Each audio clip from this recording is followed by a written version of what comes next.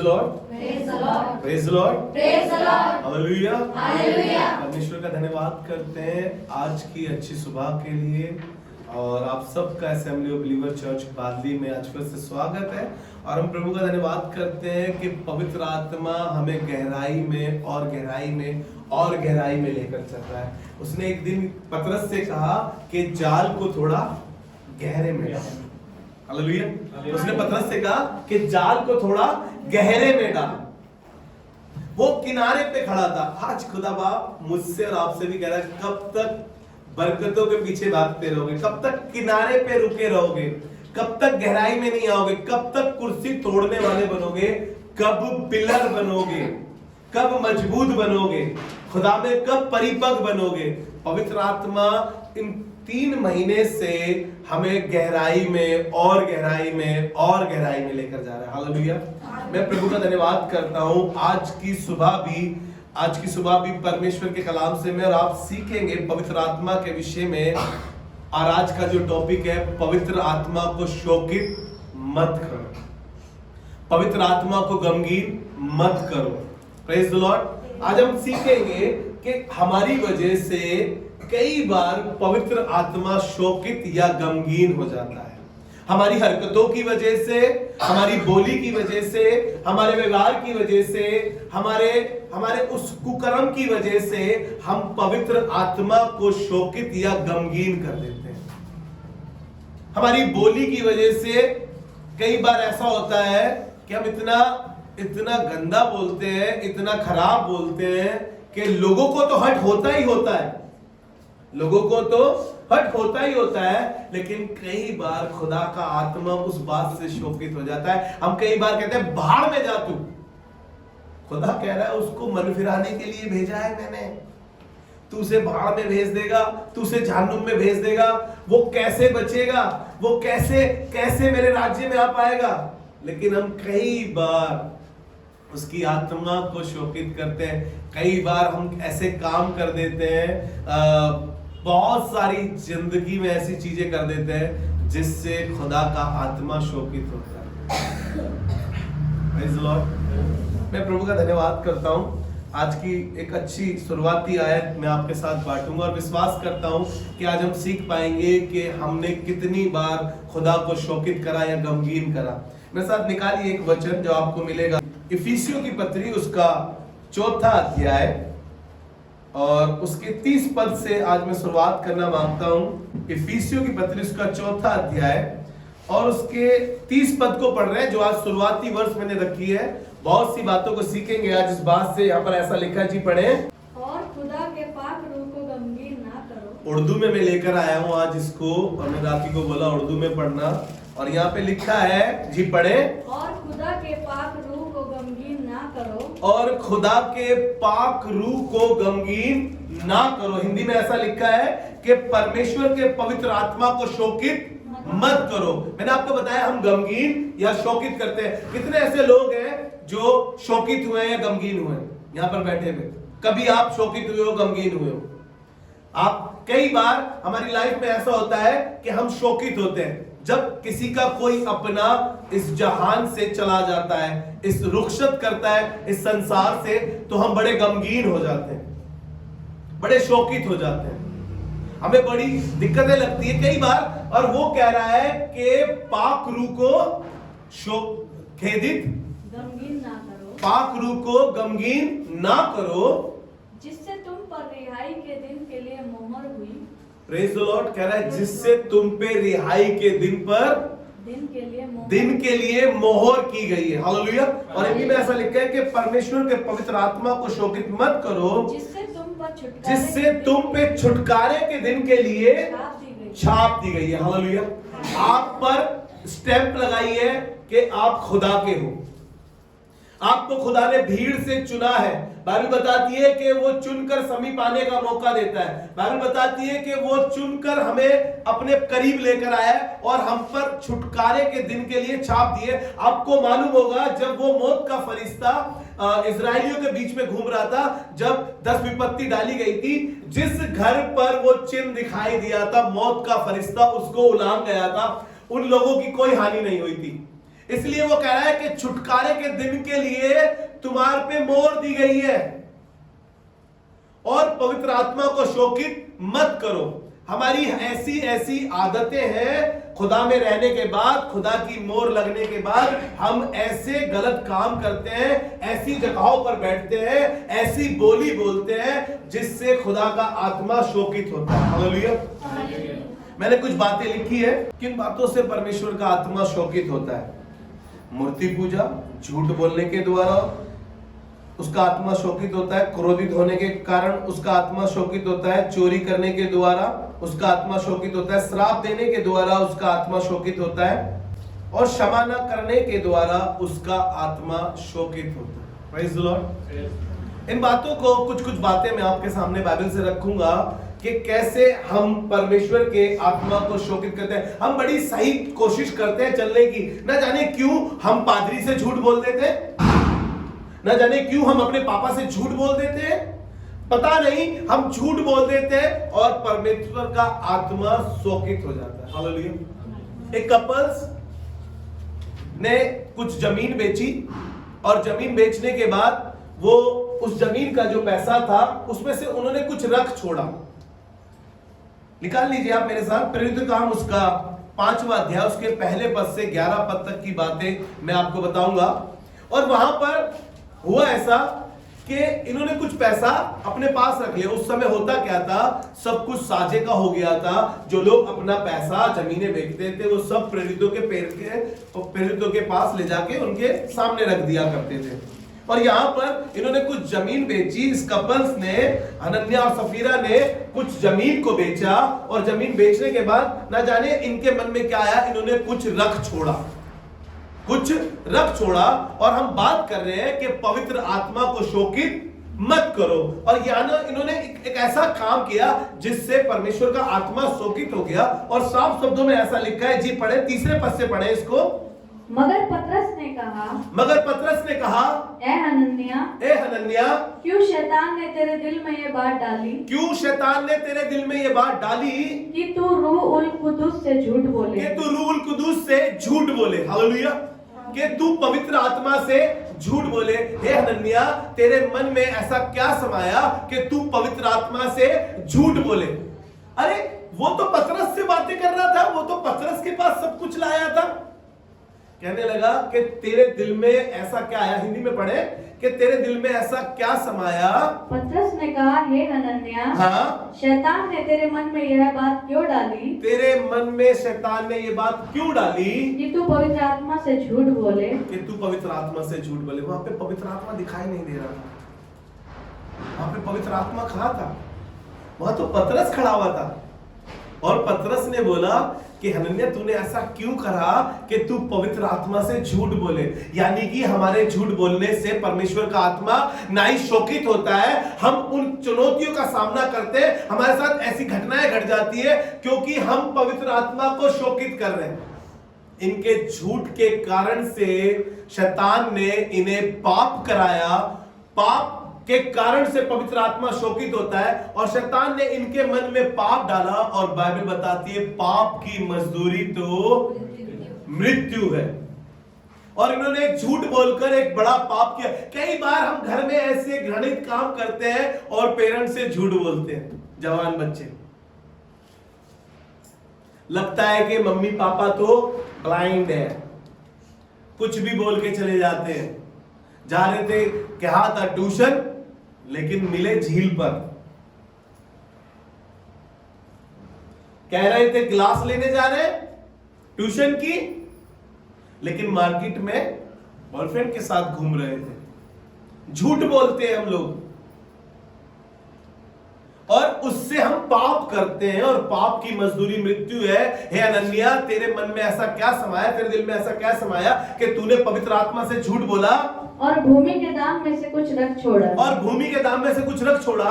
जब तक वह तेरे पास रही, क्या तेरी ना थी? और जब बिक गई तो क्या तेरे वश में ना थी? अरे बिक भी गई तब भी तेरा था, तेरे पास था सब कुछ तेरे पास था। वो पैसा तू चाहता तो पतरस से बोलता, पतरस ये जमीन इतने की बिची है, लेकिन इसमें से मैं अपने बुढ़ापे के लिए कुछ रखना मांगता हूं। मैं कुछ इससे सेविंग करना मांगता हूं। लेकिन पतरस ने पूछा क्या इतने की ही बिछी थी? उसने बोला हाँ। पतरस ने बोला इतने की? क्योंकि आत्मा ने पतरस को बता दिया। पवित्र आत्मा मैं सोचता हूं कि उस समय पवित्र आत्मा, परमेश्वर का आत्मा पतरस के अंदर था। हालेलुया। क्या तुम नहीं जानते कि तुम परमेश्वर का मंदिर हो और परमेश्वर का आत्मा तुम में वास करता है?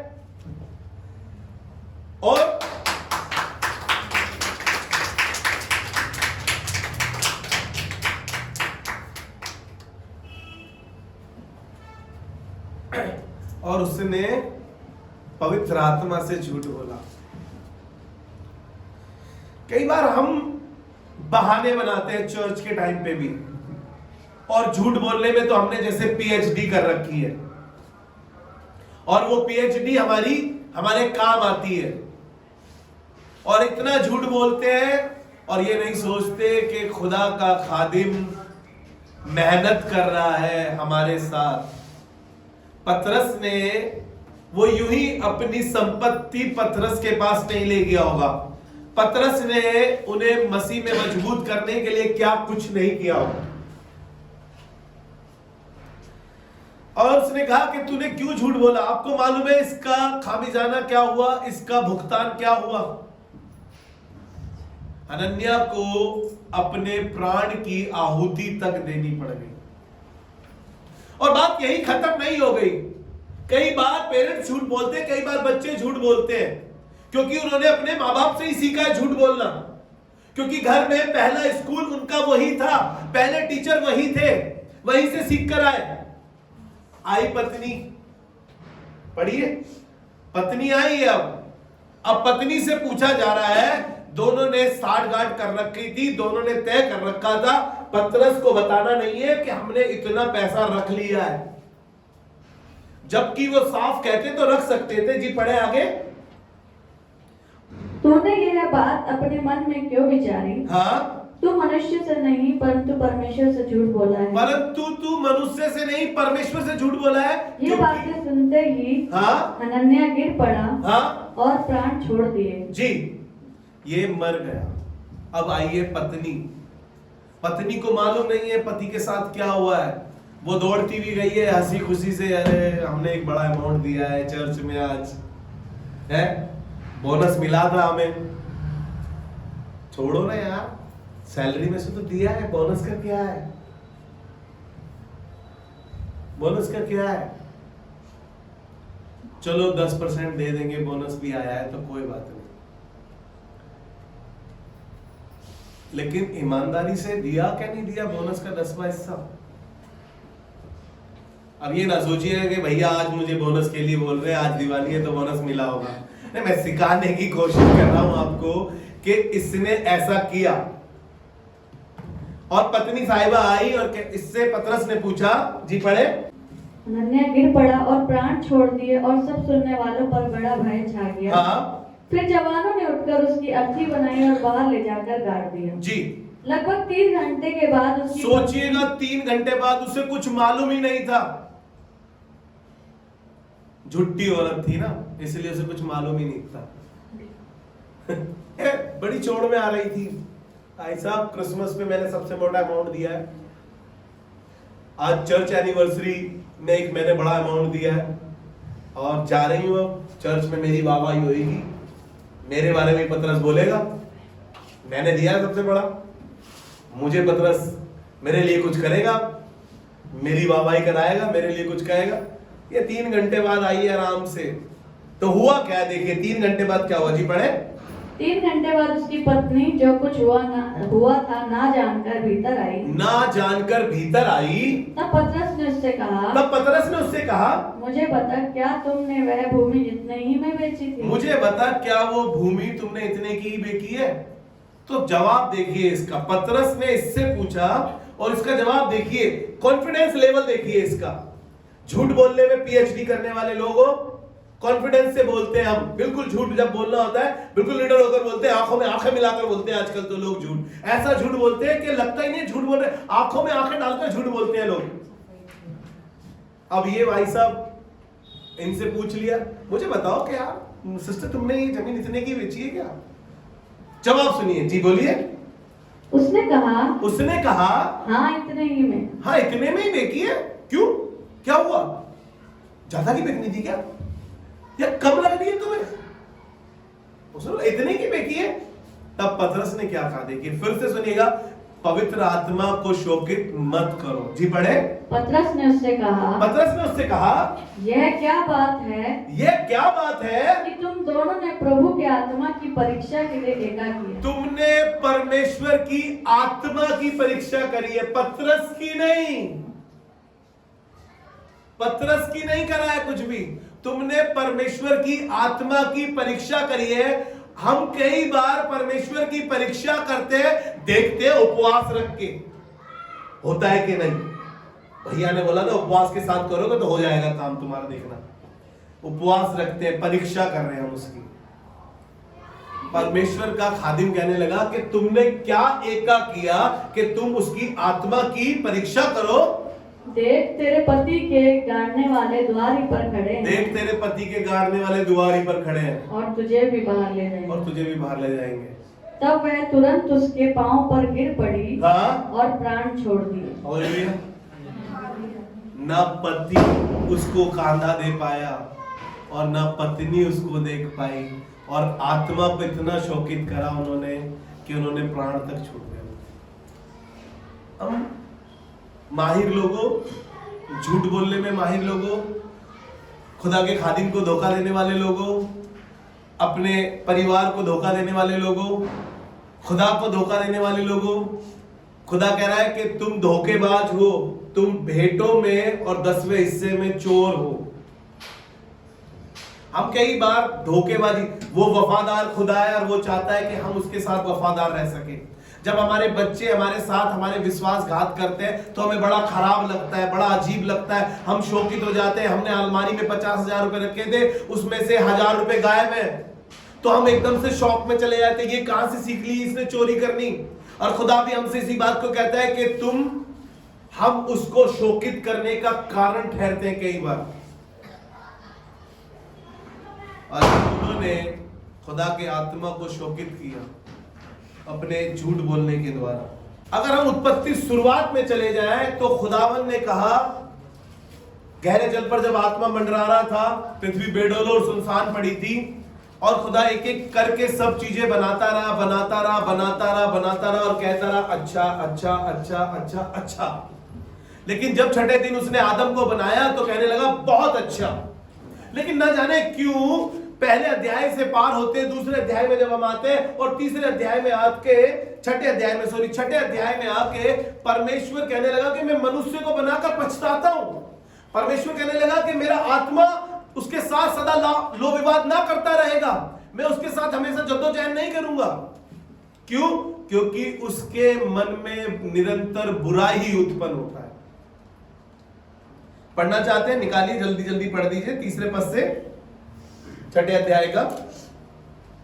तब यहोवा ने कहा मेरा आत्मा मनुष्य से सदा लो विवाद करता ना रहेगा। मेरा आत्मा मनुष्य से सदा लो विवाद ना करता रहेगा, क्योंकि मनुष्य भी शरीर ही है। मनुष्य शरीर ही है। उसकी आयु 120 वर्ष की होगी। यानी कि इससे पहले आयु ज्यादा रहती थी, तभी तो मतुसले इतना साल जिया, 975। तभी तो तब परमेश्वर ने देखा अब ये बुराई करने लगे, इनके दिल में बुराई समा गया है, तो उसने क्या करा, उम्र कम कर दी, 120 एक डेडलाइन बना दी। जी पढ़े आगे। अगर हम भजन 90 में जाएंगे तो और कम है, क्योंकि पाप बढ़ता गया, गुनाह बढ़ता गया, परमेश्वर भी उम्र कम करता गया, क्योंकि ये गंदगी ना फैलाए। नई जनरेशन आ रही है, उसमें भी गंदगी फैलाएंगे, इसलिए खुदा बाप ने कहा चलो चलो चलो गंदे लोगों को निकालो पहले। तो 5वां पद, हमने तीसरा पद पढ़ा, अब 5वां पद पढ़ रहे हैं, आगे का गैप कर देना। अब हम इसके 5वें पद को पढ़ेंगे तो वहां पे ऐसा लिखा है, जी पढ़े 5वां पद। यहोवा ने देखा कि मनुष्य की बुराई पृथ्वी पर बढ़ गई है, और उनके मन के विचार में जो कुछ उत्पन्न होता है वह निरंतर बुराई उत्पन्न होता है। और यहोवा पृथ्वी पर मनुष्य को बनाने से पछताया। Praise the Lord। परमेश्वर ने कहा कि मैं मनुष्य को बनाकर, उसने कहा अच्छा है। लेकिन जब हम तीसरे अध्याय में ही आते हैं, तीसरे अध्याय के 5वें पद से जब हम आगे बढ़ते हैं तो कहने लगा कि मैं मनुष्य को बनाकर, छठा अध्याय, उत्पत्ति छठा अध्याय के उसके जब हम 5वें पद से पढ़ना शुरू करते हैं तो यहाँ पर परमेश्वर कहने लगा कि मैं मनुष्य को बनाकर पछताता हूं। क्यों? क्योंकि निरंतर उसके मन में बुराई उत्पन्न होता है। परमेश्वर के आत्मा को शोकित करने का कारण है, सबसे बड़ी हमारी मानसिकता है, इसमें सब बुराई भरा हुआ है। दूसरों से जलन, दूसरों का विरोध, दूसरों से ईर्ष्या, दूसरों के साथ गंदा संबंध। परमेश्वर का आत्मा इन तमाम बातों से शोकित होता है, क्योंकि बाइबल बताती है कि उसने आदम को बनाने के बाद अपने नथनों का सांस उसमें फूंक दिया, यानी उसने वो पवित्र आत्मा मुझे और आपको दिया है। हालेलुया। उत्पत्ति 2:7 में लिखा है कि परमेश्वर ने अपना आत्मा उसमें फूंक दिया और आदम जीवित प्राणी बन गया। परमेश्वर का आत्मा हमारे अंदर बसता है, इसीलिए तो उसने कहा है क्या तुम नहीं जानते तुम परमेश्वर का मंदिर हो और परमेश्वर का आत्मा तुम में वास करता है। जो मेरे मंदिर को नष्ट करेगा परमेश्वर उसे नाश करेगा। मैं नहीं कह रहा हूं, बाइबल में लिखा है। पहला कुरिन्थियों 3 अध्याय उसके 16वें पद से जब आप पढ़ेंगे तो वहां आपको ये सब बातें मिलेगी। इसलिए चेक करें कि आप किसी को शोकित करने का कारण बनते हैं तो हमें ऐसा लगता है यार ये मेरी वजह से आज गम में है, मेरी वजह से ये परेशान है, और हम परमेश्वर के आत्मा को शोकित कर देते हैं। सोच के देखिए, जिसने हमें बनाया हम उसे शोकित करते हैं तो वो कैसा रहेगा। पहला थिस्सलुनीकियों उसका 5 बाब और उसके 19 आयत में ऐसा लिखा, बहुत छोटा सा लिखा है। पहला थिस्सलुनीकियों 5 बाब और उसके 19 आयत में ऐसा लिखा है कि आत्मा को ना बुझाओ। Praise the Lord. आत्मा को ना बुझाओ। कई बार हम आत्मा को जो हमारे अंदर दिया गया है, बयाने में जो हमें दिया गया है, हम उसे शोकित कर देते हैं और उसे बुझा देते हैं अपनी उन गंदी बैड हैबिटों से, उन गंदे कामों से, उस गंदी बोली से, उस गंदे चाल चलन से, और हमारा मन फिर परेशान, उदास, बीमारियां, चिंताएं, नाना प्रकार की मुसीबतों से हम जद्दोजहद कर रहे होते हैं संसार में, क्योंकि हमने उसके आत्मा को बुझा दिया। हम जब पाप करने गए थे, पवित्र आत्मा हमें रोक रहा था, ये दोस्त तुम्हारा अच्छा नहीं है बेटा, आज जो तुम करने जा रही हो वो काम अच्छा नहीं है बेटा, देखो पवित्र आत्मा में रोक रहा था, लेकिन हमने अनसुना कर दिया उस आत्मा को जो हमारे को आवाजें दे रहा था, जो हमारे अंदर बसाया गया, जो अंदर हमारे अंतर आत्माएं हमें मना कर रही थी, लेकिन हमने उसकी ना सुनी और उस आत्मा को बुझा दिया। वो कह रहा है आत्मा को ना बुझाओ। हालेलुया। ये अवश्य है कि हम पवित्र आत्मा के बारे में जानें, क्योंकि जब हम पवित्र आत्मा के बारे में जानेंगे तब ही हम परमेश्वर को जान पाएंगे जैसा वो है। Praise the Lord. और हम तब ही उसकी आराधना कर सकेंगे जब हम उस पवित्र आत्मा को, उस परमेश्वर को जान पाएंगे। और इसमें पवित्र आत्मा ही हमारी मदद करेगा कि हम उस परमेश्वर को जान सके। पवित्र आत्मा ही है जो हमारी मदद कर सकता है। वो उसने कहा कि वो मेरी बातें तुम्हें सिखाएगा। कौन? यीशु ने कहा जो मेरी बातें हैं वो तुम्हें सिखाएगा पवित्र आत्मा। इसलिए हमें पवित्र आत्मा को जानना और पवित्र आत्मा में चलना और पवित्र आत्मा में रहना जरूरी है। ये जरूरी है हमारी जिंदगी के लिए। आपको बताएं, वो एक पानी के बहाव की तरह है पवित्र आत्मा। बहुत से लोग कह रहे हैं कि पानी का बपतिस्मा एक बार होता है, लेकिन पवित्र आत्मा का बपतिस्मा हर रोज हो सकता है। कैसे हो सकता है? कि हम पानी का बपतिस्मा जब लेते हैं तो हम डूब जाते हैं उसके अंदर, लेकिन आपको मालूम है डूबना क्या दर्शाता है? कहा यूहन्ना बपतिस्मा देने वाले ने कहा कि मैं तो तुम्हें पानी से बपतिस्मा देता हूं, लेकिन जो मेरे बाद आने वाला है वो तुम्हें पवित्र आत्मा और आग से बपतिस्मा देगा। आपको मालूम है जब हम पानी में यहां तक होते हैं तो हम चल सकते हैं, जब पानी हमारे यहां तक है तो हम चल सकते हैं पानी में, पानी हमारे यहां तक है तो हम तब भी मूव कर सकते हैं, और हम पूरे पानी में हैं तो अब हम अपने फ्लो में नहीं चल सकते, लेकिन वो आत्मा के, वो पानी के बहाव में चलेंगे। जब पवित्र आत्मा हमारे अंदर समा जाएगा तो हम उसी बहाव में चलेंगे जिस बहाव में पवित्र आत्मा हमें चाहता है। हालेलुया। हम उस बहाव में कब चल पाएंगे? पवित्र आत्मा को शोकित मत करो, उसे कार्य करने दो ताकि वो हमारे जीवन में कार्य कर सके। पवित्र आत्मा की निंदा एक ऐसा बात है कि जिसकी क्षमा नहीं है। पवित्र आत्मा की निंदा अगर हम करते हैं तो उसकी क्षमा नहीं है। एक जगह यीशु मसीह दुष्ट आत्माओं को निकाल रहे थे, निकाल के रखिए मेरे साथ आप, ये आपको मिलेगा मत्ती रचित सुसमाचार उसका 12 अध्याय उसके 31 और 32 पद को पढ़ेंगे हम। यीशु मसीह गए एक जगह और वहां पे दुष्ट आत्माओं को निकाल रहे थे, और लोगों ने कहा कि ये तो शैतान की सहायता से दुष्ट आत्माओं को निकालता है। यीशु मसीह एक्सप्लेन कर रहे थे, अगर शैतान ही अपने राज्य के लिए ऐसा विरोध करेगा तो फिर उसका राज्य कहां रहेगा। और यहाँ पर लोग निंदा कर रहे थे, पवित्र आत्मा ने जो कार्य किया, पवित्र आत्मा ने जो काम किया उसकी निंदा कर रहे थे। और 31 पद में ऐसा लिखा है, जी पढ़ें। इसलिए मैं तुमसे कहता हूँ कि मनुष्य का सब प्रकार का पाप और निंदा क्षमा की जाएगी। ध्यान से सुनिएगा, मनुष्य का हर प्रकार का पाप और निंदाएं क्षमा की जाएगी, परंतु पवित्र आत्मा की निंदा, परंतु पवित्र आत्मा की निंदा क्षमा ना की जाए। पढ़ा ना हमने, प्रेरितों के काम में लिखा है कि दूसरे अध्याय में, ये तो एक नई मदिरा के नशे में है, निंदा कर रहे हैं। कई बार हम अन्य भाषाओं में बातें कर रहे हैं, लोग आकर देखकर हंस के चले जाते हैं, है ना। हमारे घर के लोग, हमारे परिवार के लोग पागल है कि क्या बोल रही है, कुछ समझ में नहीं आ रहा, कौन सी भाषा बोल रही है ये। कह रहा है सब प्रकार का गुनाह माफ किया जा सकता है तुम्हारा, तुमने कैसे गुनाह क्यों ना किए हो।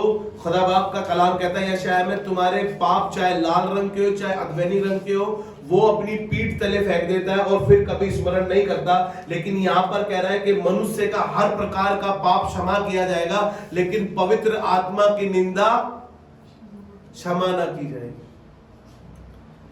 परमेश्वर को शोकित मत करें, परमेश्वर के बारे में, पवित्र आत्मा के बारे में इमेज को खराब ना करें। एक दिन हम बात करेंगे कि पवित्र आत्मा परमेश्वर है। जब समय आएगा तो मैं आपको इन बातों को बताऊंगा, लेकिन मैं आपको बता रहा हूं, हम कई बार उस पवित्र आत्मा को छोटा समझते हैं। हम त्रिएक परमेश्वर की आराधना करते हैं, वो त्रिएक परमेश्वर है, पिता पुत्र और पवित्र आत्मा, और तीनों का लेवल एक है। लेकिन हम जाने क्यों पवित्र आत्मा को हल्का समझते हैं, और जबकि बाइबल में हम ये इस युग में हम चल रहे हैं और ये पवित्र आत्मा का युग है। उसने कहा मैं पिता के पास जाता हूं, तुम्हें एक और सहायक देता हूं, अर्थात पवित्र आत्मा जो सदैव तुम्हारे साथ रहेगा। यानी कि इस धरती पर बिगिनिंग से, स्टार्टिंग से पवित्र आत्मा है। उसने कहा था कि गहरे जल पर आत्मा मंडराता था। यीशु मसीह जब बाप के पास गया जगह तैयार करने, उसने कहा मैं एक सहायक देता हूं, अर्थात पवित्र आत्मा जो सदैव तुम्हारे साथ रहेगा। ये युग पवित्र आत्मा का है, हम उससे अनजान न रहे, पवित्र आत्मा से हम अनजान न रहे। बाइबल में बताया है कि मैं परमेश्वर की आत्मा से बनाया गया हूं। अय्यूब की पुस्तक में लिखा है कि मैं परमेश्वर की आत्मा से बनाया गया हूं। तो जरूरी है हम जान सके कि परमेश्वर पवित्र आत्मा परमेश्वर है और परमेश्वर पवित्र आत्मा है। हालेलुया। लिखा है कि पवित्र आत्मा को शोकित ना करो, हर प्रकार के तुम्हारे पाप क्षमा किए जाएंगे। जी आगे पढ़ दीजिए। जो कोई मनुष्य के पुत्र के विरोध में कोई बात कहेगा, जो कोई यीशु मसीह के बारे में कुछ कह रहा है, कोई बात नहीं कह रहा, ठीक है कोई बात नहीं कह लो यार। मनुष्य के पुत्र के विषय में, जो यीशु मसीह के विषय में कुछ कह रहा है, बहुत से लोग कहते हैं खुदा कह रहा है चलो माफ करो, मन फिराव का अवसर दो, लेकिन आगे कहने लगा उसका यह अपराध क्षमा किया जाएगा, उसका अपराध क्षमा किया जाएगा। परंतु जो कोई पवित्र आत्मा के विरोध में कुछ कहेगा, परंतु जो कोई पवित्र आत्मा के विरोध में कुछ कहेगा, उसका अपराध ना तो इस लोक में उसका अपराध और ना परलोक में क्षमा किया जाएगा। पवित्र आत्मा को शोकित मत करें, उसकी निंदा ना करें, उसके साथ मजाक ना करें, उसका मखौल ना बनाएं, उसके साथ झूठ ना बोलें, उसके साथ पाप का जीवन ना जिए।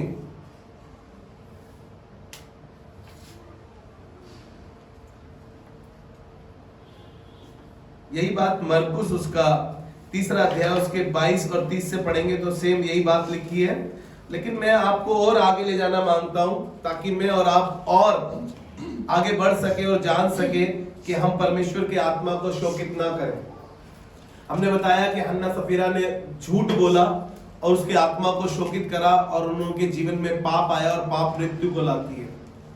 सेम जब नामान कोढ़ी हुआ था और वो एलीशा के पास आया था और उसका सेवक गहेजी ने एलीशा ने उसको छोड़ दिया। वो जब यर्दन में चला गया, नहा कर आ गया, जब उसकी चमड़ी एकदम अच्छी हो गई, नए बच्चे जन्माए हुए नए बच्चे के समान हो गई, वो दौड़ता हुआ एलीशा के पास गया और उसने एलीशा से बोला कि तेरे यहाँ पर सब कुछ अच्छा हो गया, तेरे कहने से मैं चंगा हो गया, मैं यर्दन में नहाने से चंगा हो गया, ये ले कुछ तो मुझसे अब ले ले।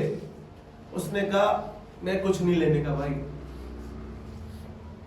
लेकिन उसका सेवक गहेजी उसके पीछे दौड़ा और दौड़कर उससे झूठ बोला और झूठ बोलकर उससे बोला कुछ भविष्यद्वक्ता आए हैं और उनके लिए कुछ चांदी और कुछ कुर्ते दे दे, कुछ कपड़े दे दे।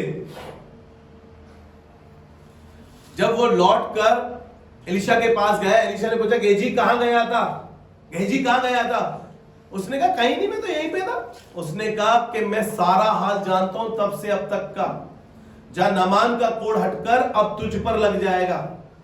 और वो लिखा है कि जब तक वो जिंदा रहा कोढ़ उस पर बना रहा। वहां पर भी खुदा का आत्मा खुदा के खादिम में था, क्योंकि वो जानता था कि मैं परमेश्वर का मंदिर हूं और परमेश्वर का आत्मा मुझ में वास करता है।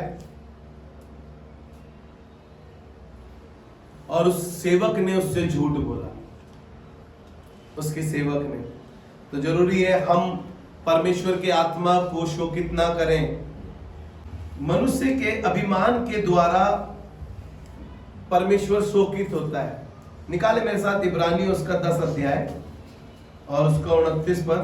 अभिमान द्वारा और अपमान द्वारा, अभिमान द्वारा और अपमान द्वारा हम परमेश्वर के आत्मा को शोकित करते हैं। इब्रानी उसका 10 अध्याय और उसके 29 पद में ऐसा लिखा है, तो सोच लो कि वह कितने और भी भारी दंड के योग्य ठहरेगा। तो सोच लो वो और भी कितने भारी दंड के योग्य ठहरेगा, जिसने परमेश्वर के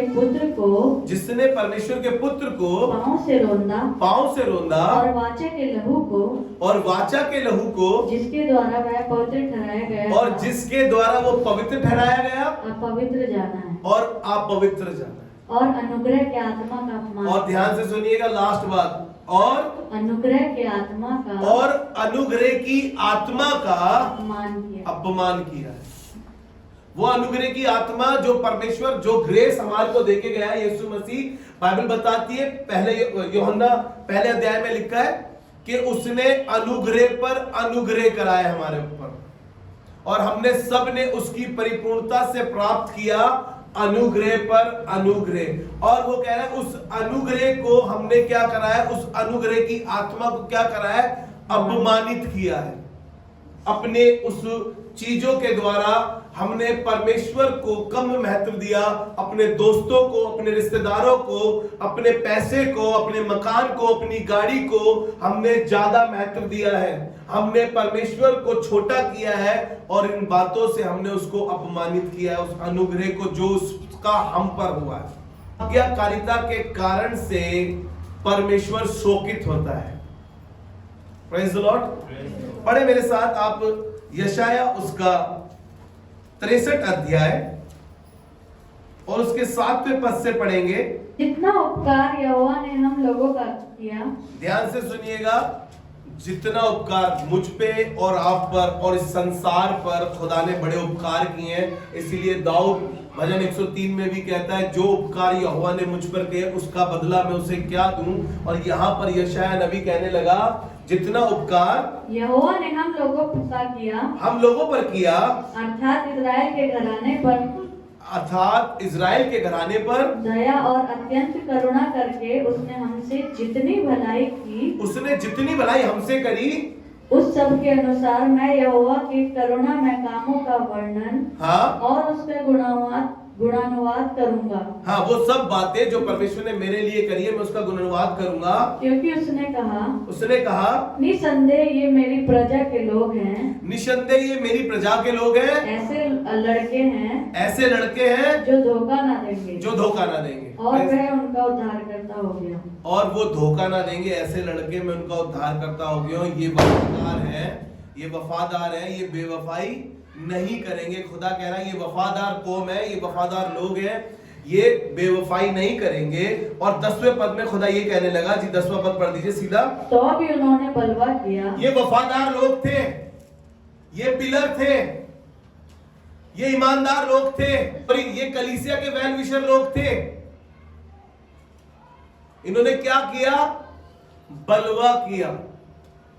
तो भी ये जवान वफादार है, तो भी इन्होंने झगड़ा किया, तो भी इन्होंने खुदा के साथ मुंहजोरी करी, तो भी इन्होंने खुदा के साथ बदतमीजी करी, बलवा किया। कई बार हम कलीसिया में बड़ा बलवा मचा देते हैं, घर में बड़ा बलवा मचा देते हैं हम। जी पढ़े, तो भी उन्होंने बलवा किया और उसके पवित्र आत्मा को खेदित किया, और उसके पवित्र आत्मा को खेदित किया। हमारे उन गंदे कामों की वजह से उसका आत्मा बार बार शोकित होता है। जी पढ़े आगे। इस कारण वो पलटकर उनका शत्रु हो गया और स्वयं उनसे लड़ने लगा। खुदा मेरा और आपका विरोधी हो जाए। एली याजक था और एली को खुदा के घर में, खुदा के भवन में काम करने के लिए कहा गया था। लेकिन बाइबल बताती है एली के बेटे लुच्चे थे। मंदिर में जो स्त्रियां आती थी उनके साथ कुकर्म करते थे। बाइबल में लिखा है उसके साथ कुकर्म करते थे। बाइबल बताती है कि आसमान से आग आई और वो मर गए जब वो वेदी पे धूप जला रहे थे। सिमसोन ने परमेश्वर के आत्मा को फॉर ग्रांटेड लिया। जवानों,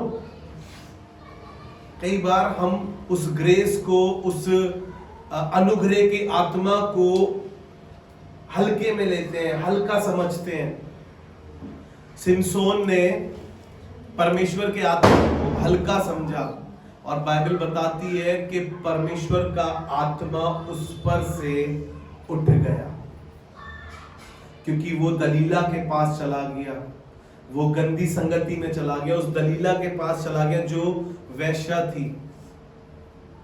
वो उसकी गोद में जाकर सोने लगा और कब परमेश्वर का आत्मा शोकित होकर उस पर से चला गया उसे मालूम नहीं। ध्यान रखिएगा, किसी गलत संबंध में, गलत रिश्तों में, गलत जगहों पर ना फंस जाना। परमेश्वर का अनुग्रह का आत्मा तुम पर है, कहीं वो आत्मा हमसे लो विवाद करने ना लगे और परमेश्वर खेदित ना हो जाए। इब्रानियों उसका 3रा अध्याय और उसके 7 से लेकर 15 तक पढ़ेंगे।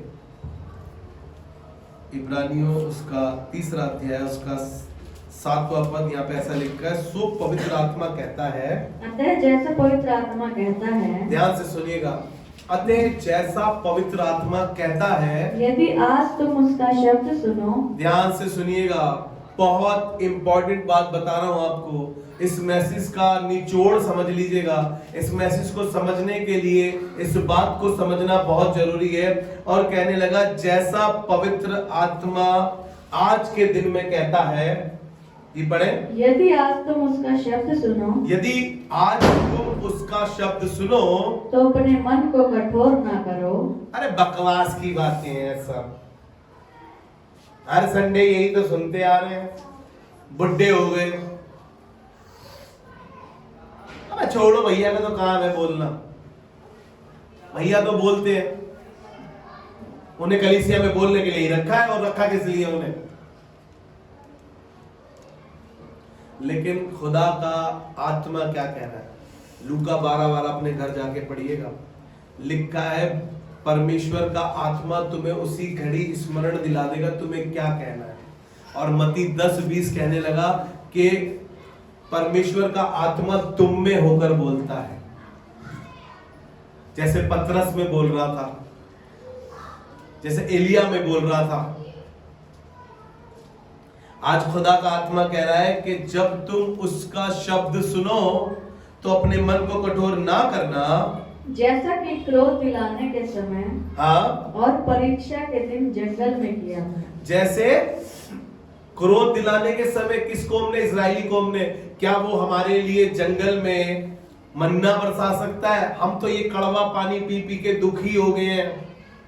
क्या मिस्र में कब्रें कम थी जो हमें जंगल में मरने को ले आया?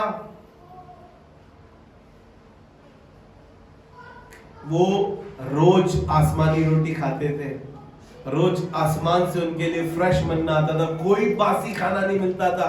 मम्मी तो फ्रिज का रखा हुआ 2 दिन का खाना भी खिला देती है, लेकिन आसमान से हर रोज फ्रेश मन्ना आता था। गलती से किसी ने रख लिया तो खराब हो जाता था, क्योंकि खुदा तुम्हें अच्छा खाना खिलाना चाहता है। बाइबल बताती है वो तुम्हें अच्छे उत्तम भोजन से तृप्त करता है। ये इतना कुड़कुड़ाते थे उसके बावजूद भी, और कहने लगा कि अपने मन में कठोर ना हो, जैसा कि क्रोध दिलाने के समय और परीक्षा के दिन में जंगल में किया। जी आगे पढ़े।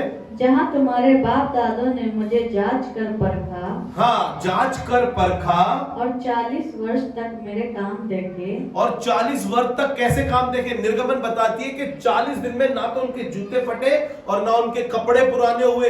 ऐसे अद्भुत काम उन्होंने देखे थे। कह रहे 40 सालों में उन्होंने अद्भुत कामों को देखा।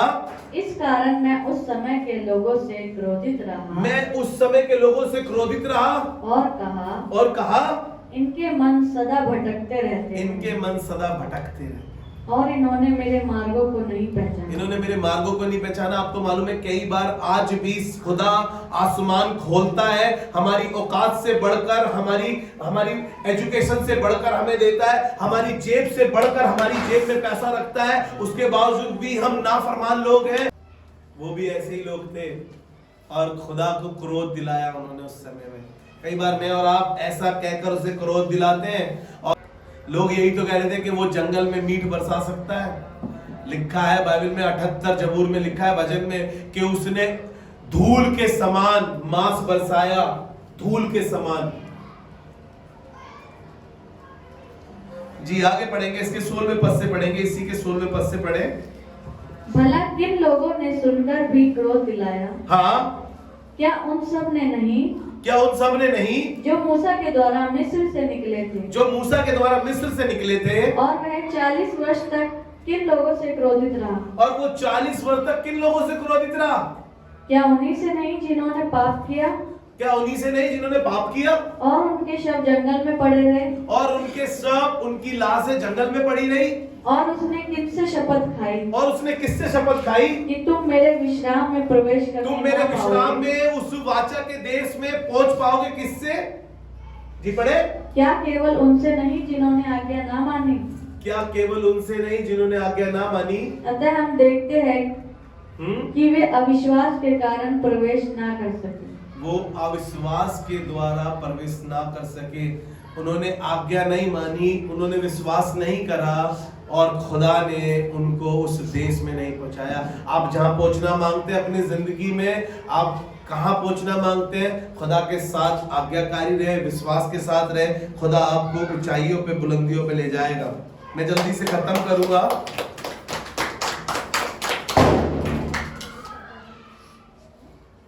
पवित्र आत्मा का सामना ना करें।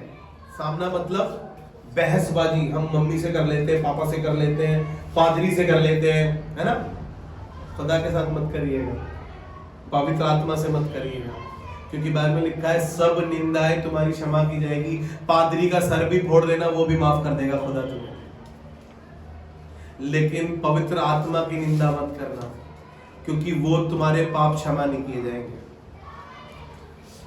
निकाले प्रेरितों के काम उसका 7वां अध्याय उसके 50 और 51 पद को पढ़ेंगे। और यहाँ पे लिखा है इस प्रकार से कि हम उसका सामना ना करें, क्योंकि हम कई बार कहते हैं अरे क्या हुआ, पवित्र आत्मा ने करा क्या, कुछ भी तो नहीं किया आज तक, हमने तो कभी देखा ही नहीं पवित्र आत्मा, वो फालतू में गिरती रहती है, उनके ऊपर ही कूदता रहता है पवित्र आत्मा, उन्हीं के ऊपर उतरा है। तुम लायक बनो उसके कि पवित्र आत्मा तुम में समा सके। अलाउ करो अपने आप को। जी पढ़े। क्या ये सब वस्तुएं मेरे हाथ की बनाई नहीं? खुदा कह रहा है कि ये सब वस्तुएं मेरे हाथ की बनाई हुई नहीं। हे हठीले और मन और कान के खतना रहित लोगों, मन और कान के खतना रहित लोगों, तुम सदा पवित्र आत्मा का विरोध करते हो। तुम सदा पवित्र आत्मा का विरोध करते हो, जैसे तुम्हारे बाप दादा करते थे। अभी बताया ना मैंने, जैसे तुम्हारे बाप दादा करते थे वैसे ही तुम भी करते हो। वैसे ही तुम भी करते हो। पवित्र आत्मा को खेदित करते हैं। आज भी जो लोग मिस्र की गुलामी से निकाले गए थे, मुल्क के कनान ले जा रहे थे, वो हमारे बाप दादा थे। उस समय वो खुदा के आत्मा को खेदित करते थे। हमें यहाँ पानी नहीं है, मूसा को मारने को तैयार थे, मूसा के ऊपर कुछ भी, मूसा को बुरा भला कहते थे। आज भी चर्च में ऐसा ही होता है, आज भी जगहों पर ऐसा ही होता है, आज भी खुदा के खादिम को कुछ नहीं समझते लोग। और वो कह रहा है कि देखो तुम्हारे बाप दादा ऐसे करते थे, आज तुम भी ऐसे करते हो। कहने लगा क्या ये सब वस्तुएं मेरे ही हाथ की बनाई हुई नहीं? और हे हठीले और मन और कान के खतना रहित लोगों, तुम भी पवित्र आत्मा का सामना करते हो। अपने आप को चेक करें, जांचे कि हम उसकी आत्मा को शोकित करने का कारण तो नहीं बन रहे हैं, कहीं हम परमेश्वर की निंदा करने का कारण तो नहीं बन रहे हैं। क्या हम भी एली के बेटों की तरह तो नहीं है? क्या हम भी मंदिर में सिर्फ इसीलिए जाते हैं? चेक करें अपने आप को। आइए दुआ मांगे खुदा से। खुदावन धन्यवाद करते हैं कलीसिया में पवित्र आत्मा की गहरी उपस्थिति देने के लिए, पवित्र आत्मा का अनुभव कराने के लिए, ताकि हम परमेश्वर की आत्मा को शोकित ना करें। पवित्र आत्मा कलीसिया में सिर्फ तेरी मर्जी, तेरी इच्छा पूरी हो, जैसा तू चाहता है पवित्र आत्मा हम वैसा करें।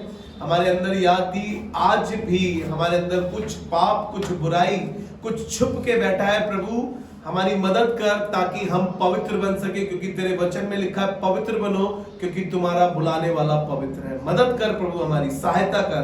कलीसिया में सिर्फ तेरा पवित्र आत्मा जुम्बिश करे, यीशु मसीह के नाम में आमीन।